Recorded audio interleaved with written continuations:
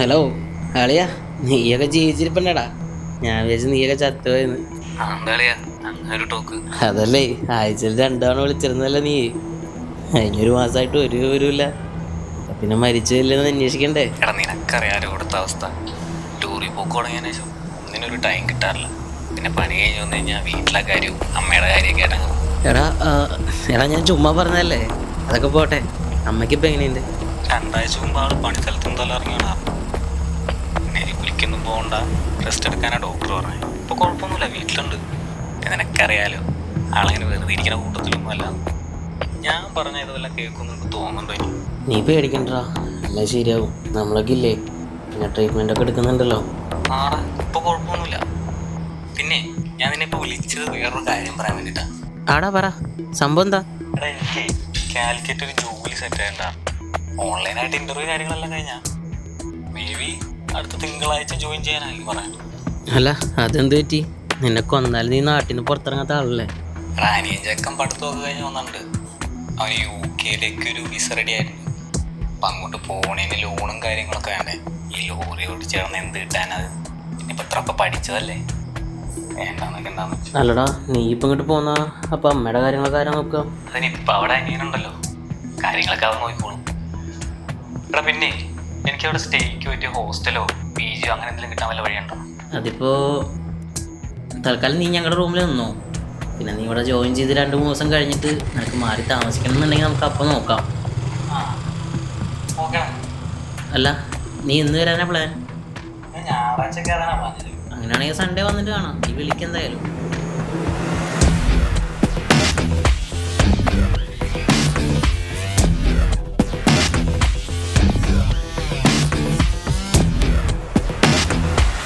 कृपया ध्यान दीजिए, गाड़ी संख्या 1341 Saraswati express Malgaon Sikandar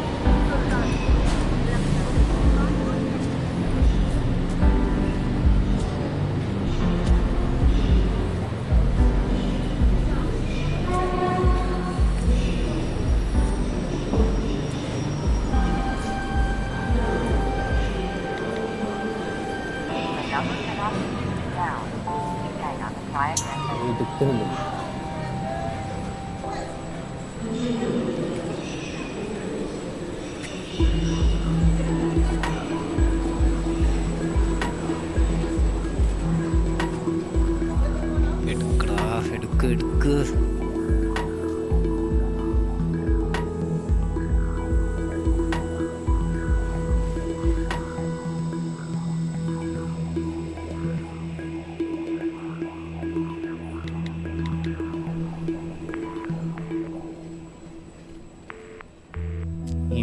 excuse me ചേട്ടാ, ഈ മാങ്കാവിലോട്ടുള്ള ബസ് എവിടെ നിന്ന് കിട്ടാന്നറിയോ? അയ്യോ അറിയില്ല കേട്ടോ, ഞാൻ ഇവിടെ ആദ്യമായിട്ടാ. ഓ ആണോ, ഞാനും ഈ നാട്ടിൽ ആദ്യമായിട്ടായിരുന്നു. ഓക്കെ ഏട്ടാ, കുഴപ്പമില്ല, താങ്ക് യു. ഞാൻ വേറെ ആർക്കെങ്കിലും ചോദിച്ചോളാം.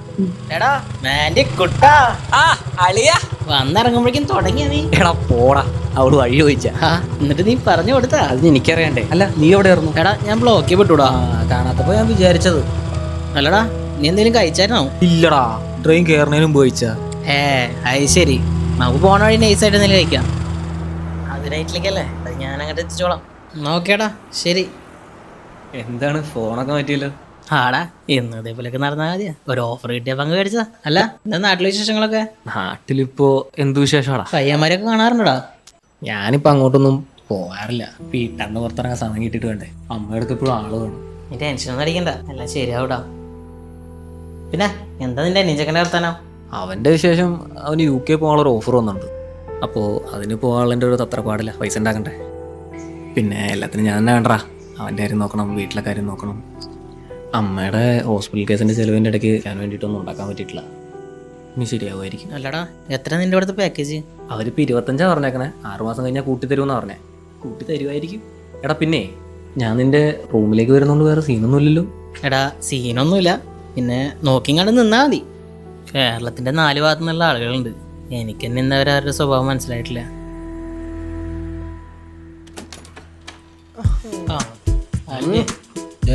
യുദ്ധഭൂമിയിൽ പുതിയൊരു ബടൻ. എടാ ഇത് മാൻഡി, നാട്ടിലെ എൻ്റെ ഒരു ഫ്രണ്ടാ, കുറച്ചാലും ഇവിടെയൊക്കെ ഉണ്ടാവും. അളിയാ വാടാ കേറ്. അതെന്തായാലും നന്നായി, കട്ടടിക്കാൻ ഒരാളും കൂടി ആയല്ലോ. കുറച്ച് കാലം പട്ടണം ഇട്ടിച്ചിരിക്കാം. ആ നീ എപ്പോ വന്നു? ഞാനൊരു 10 മിനിറ്റായി. ഇതാരാ? എടാ ഇത് നാട്ടിലെൻ്റെ ബെസ്റ്റ് ഫ്രണ്ടാ, കുറച്ച് ദിവസം നമ്മുടെ കൂടെ റൂമിലുണ്ടാവും. ഉണ്ടാവണേന് പ്രശ്നമൊന്നുമില്ല, പക്ഷെ ഒരു കാര്യം ബ്രോ വെള്ളടിക്കുക. ആ ബെസ്റ്റ്. അവ ബാഗൊന്നും നിലത്തേക്കട്ടെ എന്നിട്ട് പോരെ. ഏയ് അതിനുള്ള സമയമൊന്നുമില്ല, അടിക്കല്ലോ അത് മതി. എടാ അളിയാ പെട്ടടാ പഠിപ്പാ. അഭിലാസേ കൊണ്ടായ പോലെ തിരിച്ച് കൊണ്ടുവരണേടാ.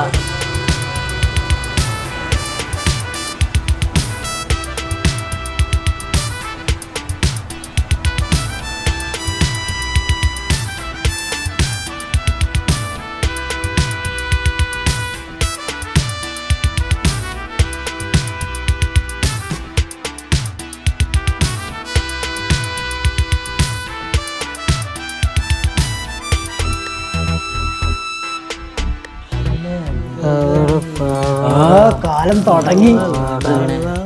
പാവലടാ പാവട. നീ അതാ അവനോട്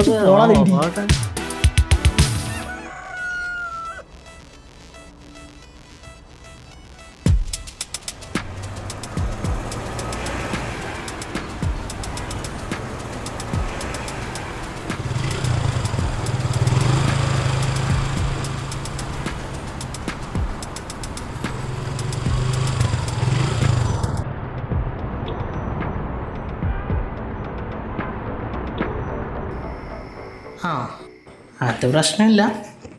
നാട് വരെയൊക്കെ ഞാൻ എങ്ങനെയാലും എത്തിച്ചു തരാം. പിന്നെ അവിടെ എത്തിക്കഴിഞ്ഞാൽ ഫുള്ള് റെസ്പോൺസിബിലിറ്റിയും നിൻ്റെയാണ്, നിനക്കറിയാലോ. പിന്നീട് അവിടെ എന്ത് വന്നാലും നീ തന്നെ നോക്കേണ്ടി വരും. എടാ ഞാൻ വിളിക്കാം. എടാ മച്ച എന്താടാ സീൻ? എന്താണ് ആകെ ഡള്ളായിരിക്കണേ? പണി പോകാം. പണി പോകാനാ? എടാ നീ ജോയിൻ ചെയ്താകെ 3 മാസമല്ലായിട്ടുള്ളൂ.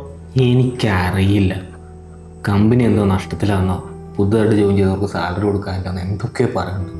എനിക്കൊന്നും മനസ്സിലാവണില്ല. അതുപോട്ടെ, നീ കൂളാവ്, നമുക്ക് നാളെ പോയി ചോദിക്കാമല്ലോ. പിന്നെ നിൻ്റെ കയ്യിൽ ഓഫർ ലെറ്റർ ഒക്കെ ഇല്ലേ? അതൊന്നും ഇല്ല, ചെന്ന് അന്നോട്ട് ചോദിക്കണതാ, ഇതുവരെ തന്നിട്ടില്ല. അപ്പം പിന്നെ എന്ത് ചെയ്യാനാ? എടാ നീ ഇപ്പോൾ ഫ്രീ ആണോ? നമുക്ക് സ്ഥലം വരെ പോയാ? നീ ഇത് കയ്യെ വെക്ക്. പിന്നെ പോലീസും നാട്ടുകാരും എന്തെങ്കിലും സീൻ വരികയാണെങ്കിൽ അതങ്ങ് നൈസായി ഒഴിവാക്കി കേട്ടോ. ഇതെന്ത് സംഭവം?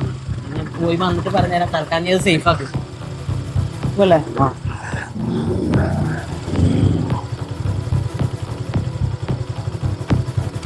ഇറങ്ങടാ. സാധനം എന്തേ? നമ്മളെന്താ ഇവിടെ? എടാ ഞാൻ പോയി വന്നിട്ട് പറയാം, നീ ഇവിടെ നിൽക്ക്. പിന്നെ നീ വണ്ടി ഒന്ന് എടുത്ത് സ്റ്റാർട്ടാക്കി വെച്ചേക്ക്. ആരെങ്കിലും വരികയാണെങ്കിൽ നമുക്ക് പെട്ടെന്ന് വിടണം. ഓക്കെ?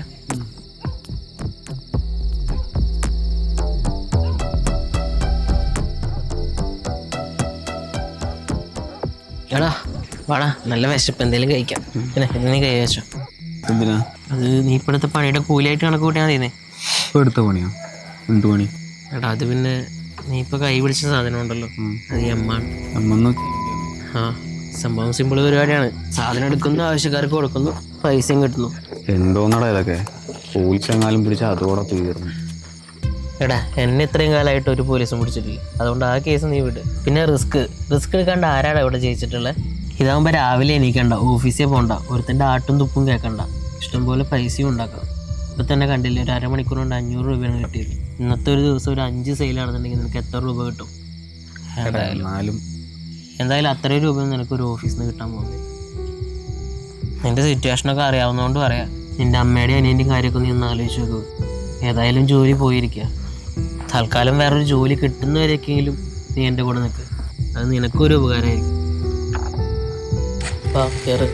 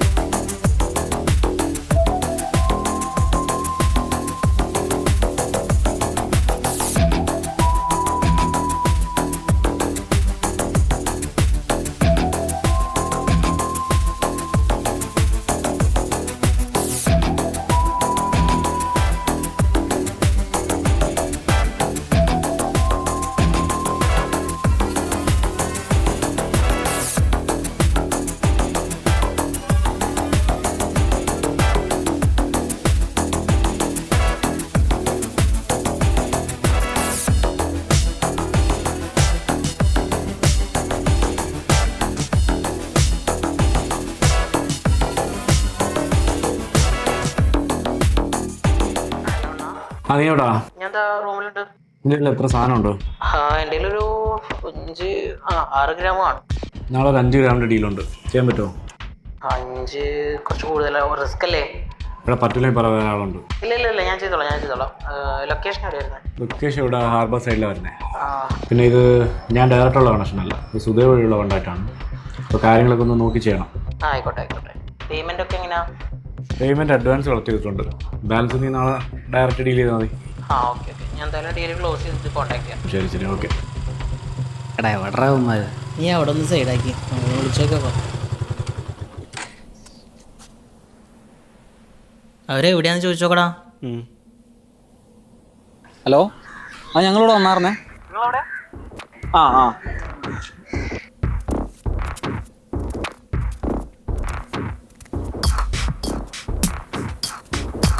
എടാ സാധനം വന്നിട്ട്.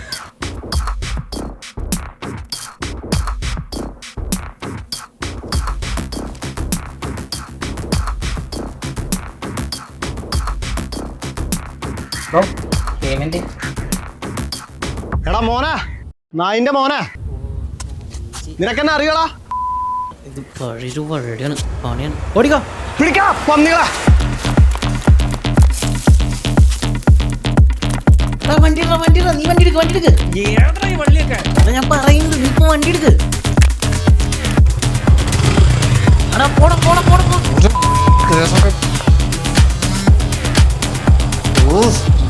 ഇത് കടലടാ. വണ്ടി ഇരിക്ക് തിരിക്ക്. വണ്ടി ഇട്ട് ഓടിക്കോ, പിന്നെ നോക്കാം.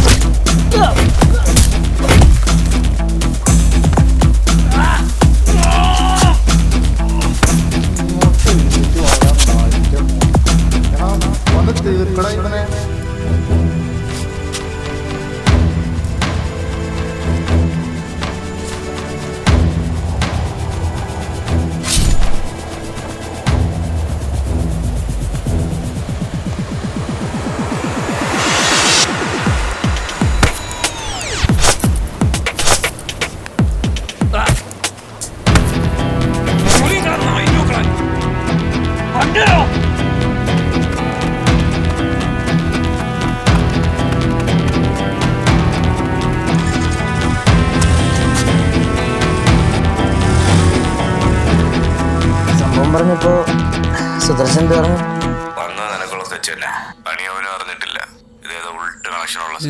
ഇന്ന് തന്നെ എന്തോ ദൈവാധീനം കൊണ്ട് രക്ഷപ്പെട്ടതാ.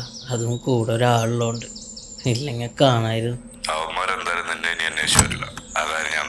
ആ ശരി, ഞാൻ വിളിക്കാം. എന്താടാ ബോഡി പെയിൻ ഒന്നും മാറിയിട്ടില്ലേ? ബോഡി പെയിൻ്റ് ഒന്നും അല്ലടാ, നടന്ന കാര്യം മൈൻഡിൽ നിന്ന് അങ്ങോട്ട് പോണില്ല. ചില കാര്യങ്ങളൊക്കെ അങ്ങനെയാടാ, എല്ലാം നമ്മൾ വിചാരിക്കുന്ന പോലെ കയ്യിൽ നിൽക്കൂല. കുറെ നേരം ആയല്ല കോപ്പ്. അമ്മാർ ഇപ്പളെങ്ങനെ തരും? വെയിറ്റ് ചെയ്യടാ, വരുമായിരിക്കും. എന്താ ഇവിടെ പാട്? സാധനം കിട്ടിയില്ല. ആ സാധനം കിട്ടിയ ഓക്കെയാണ്. ഞാൻ മരുന്ന് വിളിച്ചു നോക്കിയേ. ഹലോ. അപ്പോൾ ഞങ്ങൾ ലൊക്കേഷനിൽ എത്തിയിട്ടുണ്ടായിരുന്നു. ഞങ്ങളിവിടെ പാർക്കിങ്ങിലുണ്ട്. പാർക്കിംഗ് കണ്ടു ഞങ്ങൾ വരാം. ഓക്കെ.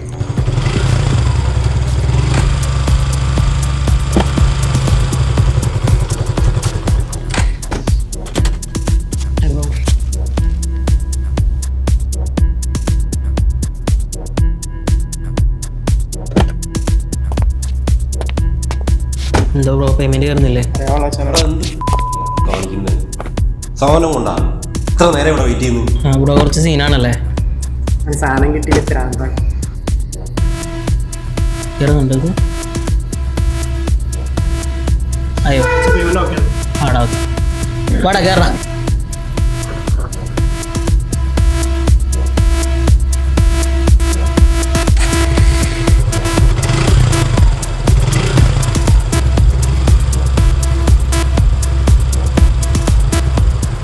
പ്രവീണ നിർത്തിടാ. എന്തടാ എടാ കുട്ടീനെ കണ്ടണ്ടാ. എടാ എനിക്കെന്ത് സ്പെല്ലിംഗ് മിസ്റ്റേക്ക് അടിക്കുന്നുണ്ട്. നമുക്കൊന്ന് പോയി നോക്കിയാലോ? വെറുതെ നമ്മളായിട്ട് എന്തിനാ ഒരു വള്ളി പിടിക്കുന്നത്? ഇവിടെ ഇപ്പോൾ പോലീസ് വന്നാലും നാട്ടുകാർ വന്നാലും ട്രാപ്പ് ആവണം നമ്മളായിരിക്കും. അവർ നൈസായിട്ട് എസ്കേപ്പ് ആവും. എടാ എന്നാലും നമുക്കൊന്ന് പോയി നോക്കിയാലോ പ്രവീണേ? എടാ നമ്മളിവിടെ സാധനം കൊടുക്കാനല്ലേ വന്നേ. സാധനം കൊടുത്താൽ പിന്നെ ഒന്നും കണ്ടില്ല കേട്ടില്ല. ഇതൊക്കെ ഇവിടെ കോമൺ ആണ്, നിനക്ക് അറിയാൻ പാടില്ലാത്തോണ്ടാ. എടാ എന്നാലും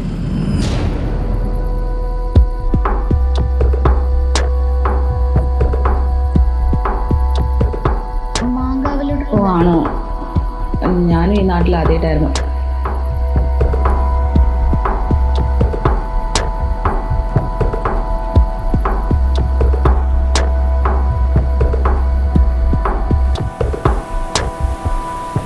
എടാ ഞാൻ ഇതൊക്കെ അങ്ങ് നിർത്തിയാലോ എന്ന് ആലോചിക്കുക.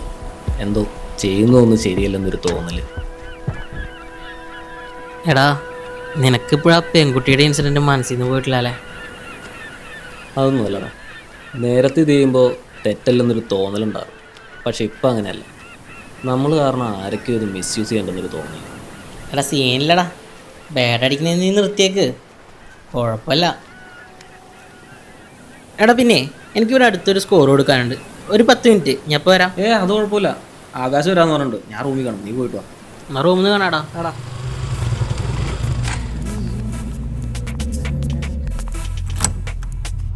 എടാ മാൻഡിക്ക് എന്താ പറ്റിയേ? മാൻഡിക്കോ? ആ മാൻഡിക്ക് എന്ത് പറ്റാൻ? അവനിവിടെ ഇല്ല. അവൻ കുറച്ചു നേരത്തെ മുമ്പ് വന്നായിരുന്നു. വന്നിട്ട്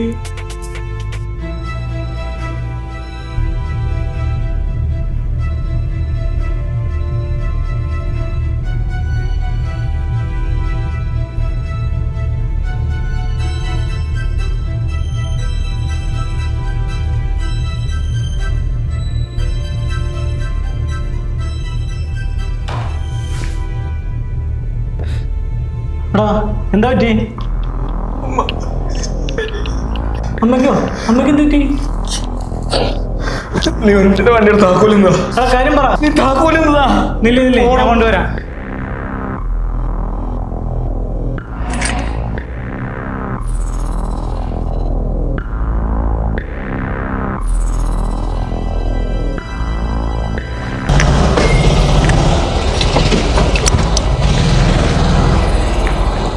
അവൻ അതും പറഞ്ഞു പോയി. എന്ത് സംഭവം എനിക്കൊരു ഐഡിയ ഇല്ല. അമ്മയ്ക്കിപ്പോൾ എങ്ങനെയില്ല? ഞാൻ വിളിച്ചു നോക്കട്ടാ. അമ്മയ്ക്കിപ്പോൾ എങ്ങനെയില്ല? നീ ഇപ്പം ഇങ്ങോട്ട് പോന്നാ അപ്പം അമ്മയുടെ കാര്യങ്ങളൊക്കെ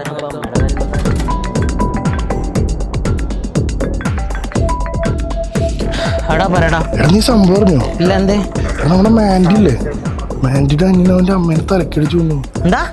എടാ അത് മാത്രല്ല, അവനും തൂങ്ങിടുന്ന കേട്ട്. സീൻ അത്യാവശ്യം ഡാർക്കാണ് മച്ചാ. ആ മാൻ്റെ കഴിഞ്ഞ 2 ആഴ്ചയായിട്ട് സാധനം ഒന്നും വിറ്റിട്ടില്ല.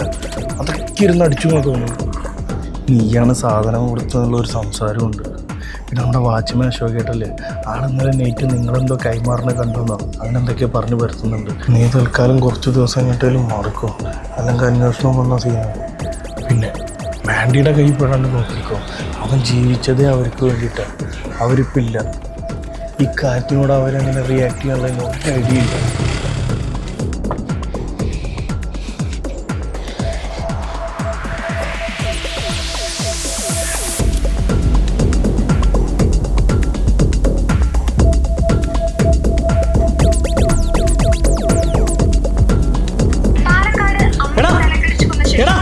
നോക്കിയേ നമ്മളെ മാൻഡിന്റെ വീട്ടില് പാലക്കാട് അമ്മയെ തലക്കടിച്ചു കൊന്ന ശേഷം മകൻ ആത്മഹത്യ ചെയ്തു. ലഹരി ഉപയോഗത്തിന് ശേഷമാണ് കൃത്യം നിർവഹിച്ചതെന്ന് പ്രാഥമിക നിഗമനം. പാലക്കാട് അട്ടപ്പാടി ഭാഗത്താണ് സംഭവം. ഇന്ന് ഉച്ചയോടെ ജോലി സ്ഥലത്തൊന്നും ഭക്ഷണം കഴിക്കാൻ വീട്ടിലെത്തിയ അമ്മയെ തലക്കടിച്ച് കൊലപ്പെടുത്തി. എന്തൊക്കെയാടാ ഇവിടെ നടക്കുന്നേ? ഇവിടെ മാരിയുടെ അനിയനാ. ഇവൻ ഡ്രഗ്സ് യൂസ് ചെയ്തിട്ട് അതൊക്കെ ചെയ്തെന്ന് കേട്ടെ. അവന് കച്ചവടം ഉണ്ടായിരുന്നല്ലോ. ക്രൈം സീനിൽ നിന്നും നമ്മുടെ പ്രതിനിധിയായ മനാഫ്. എടാ മാൻഡി,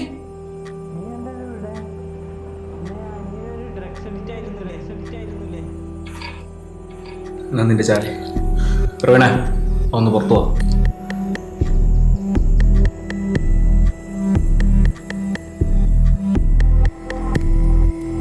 വണ്ടി ഞാനെടുക്കാം.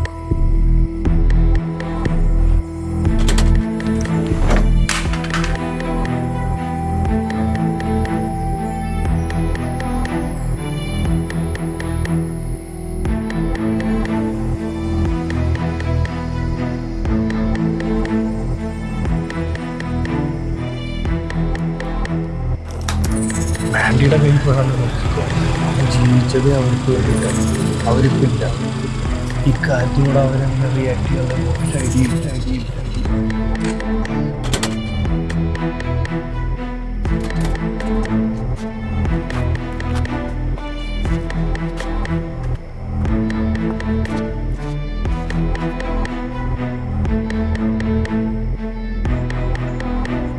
എനിക്ക് ഓർമ്മ വെച്ച കാലം പോലെ എൻ്റെ അമ്മയ്ക്ക് ഒറ്റ ആഗ്രഹം ഉണ്ടാകുന്നുള്ളൂ, എന്നെ എൻ്റെ അനിയൻ ചെക്കനെയും പഠിപ്പിച്ച് നാട്ടിൽ നിലയും വിലയുള്ള ഒരാളായിട്ട് വളർത്തും. അമ്മയ്ക്ക് ഹെൽത്ത് ഇഷ്യൂസ് വന്നപ്പോഴാണ് ഞാൻ ജോലിക്കിറങ്ങിയത്. അതോടെ എൻ്റെ PG ഡിഗ്രി മോഹവും പോയി. പിന്നെ അറിയാലോ, ഞാൻ പഠിക്കാനൊന്നും അത്ര വലിയ മിടുക്കനൊന്നും അല്ലായിരുന്നു. പക്ഷെ എന്നെപ്പോലെ ഒന്നും അല്ലായിരുന്നു എൻ്റെ അനിയൻ സെബിൻ. നന്നായിട്ട് പഠിക്കുമായിരുന്നു. നല്ലതും ചീത്തയെ കണ്ടാൽ തിരിച്ചറിയാറ്. അതുകൊണ്ടൊക്കെ ആവും അമ്മയ്ക്ക് എന്നേക്കാൾ പ്രതിശാമല്ല. അവനാണിപ്പോ അമ്മയുടെ മുഖമൊന്നും കണ്ടാ തിരിച്ചറിയാൻ പറ്റാത്ത.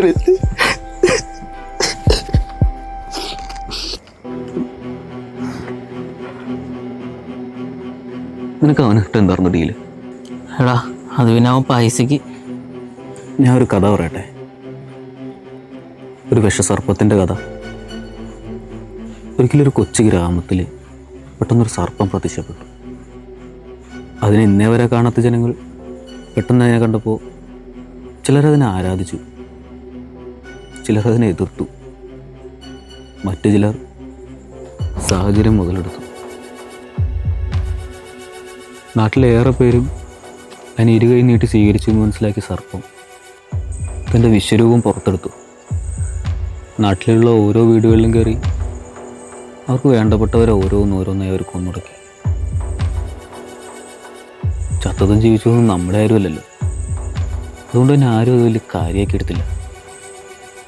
അങ്ങനെ ഒരിക്കൽ ആ സർപ്പം അവൻ്റെ വീടിന് മുന്നിൽ വന്നു. അവന് വേണ്ടപ്പെട്ടവരെ ഓരോന്നായി ആ സർപ്പം കൊന്നൊടുക്കി. അന്നാണ് അവനൊരു കാര്യം ആലോചിച്ചത്.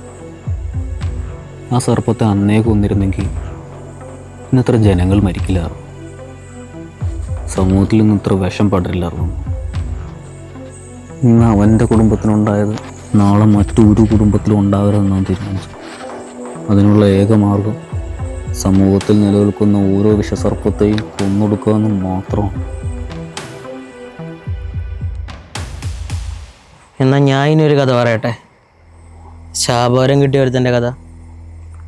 ജനിച്ച അന്ന് മുതലേ എല്ലാവർക്കും അധികപ്പറ്റായ ഒരുത്തൻ്റെ കഥ.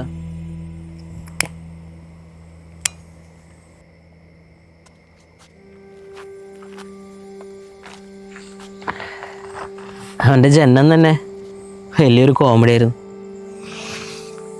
ജനിച്ചപ്പോൾ തന്നെ അവൻ്റെ അമ്മ അങ്ങ് പോയി. വളർന്നതും പഠിച്ചതൊക്കെ ആരാ എന്താന്ന് പോലും അറിയാത്ത കുറേ ബന്ധുക്കളുടെ വീട്ടിലും. നിനക്ക് ഈ ലോകത്ത് ഏറ്റവും അൾട്ടിമേറ്റ് ആയിട്ടുള്ളത് എന്താണെന്നറിയോ? പണം. പണം ഉണ്ടെങ്കിൽ ഭിക്ഷക്കാരന് പോലും രാജാവായി ജീവിക്കാൻ പറ്റുന്ന ഈ ലോകത്ത് അവൻ ആഗ്രഹിച്ചതും പണമായിരുന്നു. പലതും ചെയ്തു നോക്കി. രാജാവാകാൻ പോയിട്ട് ഒരു ദിവസം അവൻ ആഗ്രഹിച്ച ജീവിതം അവന് ജീവിക്കാൻ സാധിച്ചില്ല. അങ്ങനെ ഇരിക്കെ ഒരു ദിവസം അവൻ്റെ വീടിന് മുമ്പിൽ ആ വിഷസർപ്പം പ്രത്യക്ഷപ്പെട്ടു. പക്ഷെ ആ സർപ്പം അവനെ കൊന്നില്ല. പകരം അവനൊരു വരം കൊടുത്തു. ആ വരം അവന് ജീവിതത്തിലെല്ലാം കൊടുത്തു. പണം, പദവി, പ്രൗഢി, പെണ്ണ്, അങ്ങനെയെല്ലാം. എടാ മച്ചാ, ഇങ്ങനെയൊക്കെ ആവുമെന്ന് ഞാൻ സ്വപ്നത്തിൽ പോലും പ്രതീക്ഷിച്ചിട്ടില്ല. ഓർക്കാൻ പറ്റാത്ത തെറ്റാ ഞാൻ ചെയ്തതെന്ന് എനിക്കറിയാം. എന്തായാലും നീ എന്നെ കൊന്നിട്ട് നിന്റെ ലൈഫൊന്നും സ്പോയിൽ ചെയ്യണ്ട. ഞാനായിട്ട് തന്നെ പോയിക്കോളാം.